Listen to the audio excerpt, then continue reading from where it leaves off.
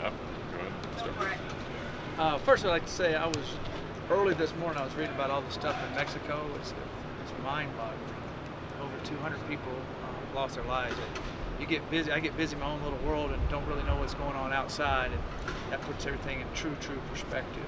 So I'm just thankful for the people in Mexico and Diego Gonzalez and all the people there that we know. So our prayers go out to the people there. It's unbelievable. So, all right, take any questions from there. At this point, is it safe to say Kavion Denton's redshirting? Don't know yet. Just depends on injuries right now, but it's closer to that. But we're still practicing and seeing how everything works out.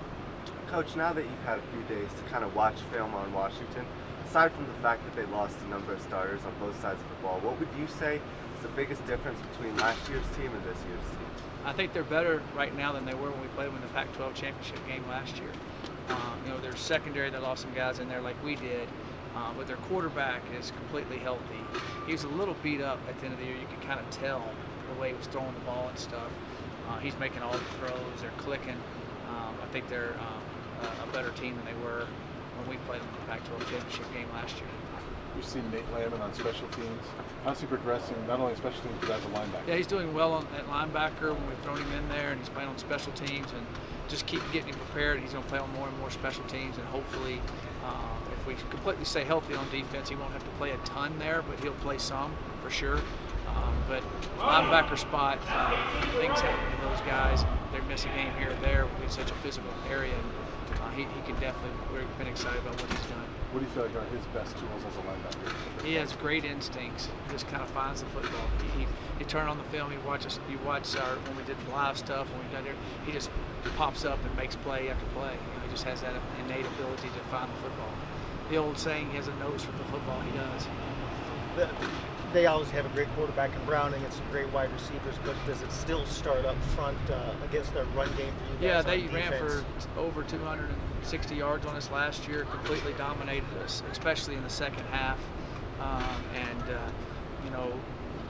They did an excellent job, and we've got to do a better job, or we don't have a chance to beat them if we can't slow down the run game. Do you feel like your defensive line is up to that task? I hope so, but it's going to be our linebackers and our secondary and all the different things they do. They do a lot of different formations and some different things, so our kids got to really know where to fit. They'll come out with some different ones in this game. They always do. They do a lot of motioning and shifting, and after they do all that, we've just got to settle in and be able to play and not be in the wrong gaps and that type of thing. I know he's not eligible to play this year, but I don't think you've been asked about Tony Brown transferring in yet. Is he fitting in pretty well? Is he? Yeah, Tony seems like he's fitting in really well. He's real athletic. He's looking excellent on the show teams, and I've been pleased. He's doing everything. Seems like it's going well with him. Every time I talk to him, he's liking it here and enjoying it. So we're excited to have Tony here. You've been talking about your coverage issues, but one thing that kind of stood out to me so far is Lee Walker in that punt coverage. Have you liked what you've seen from him? Yeah, we have liked what we saw Lee. Lee wasn't able to play last week. He's nicked up a little bit, but he's been full go all this week, and so we're excited. Yeah, he's a big key for us. He has so much speed. He's very tough, and he's a big key in our receiving core too, in our backup roles. He brings speed in there, and did some good things last year in the games. So I expect to see Lee on special teams and doing some stuff with receivers as the year goes along. We've talked a lot about Dante Pettis. Is he the best punt returner you've seen at the collegiate level? He is extremely. He is really good. I've seen a lot of great ones, but right now I haven't seen any ever.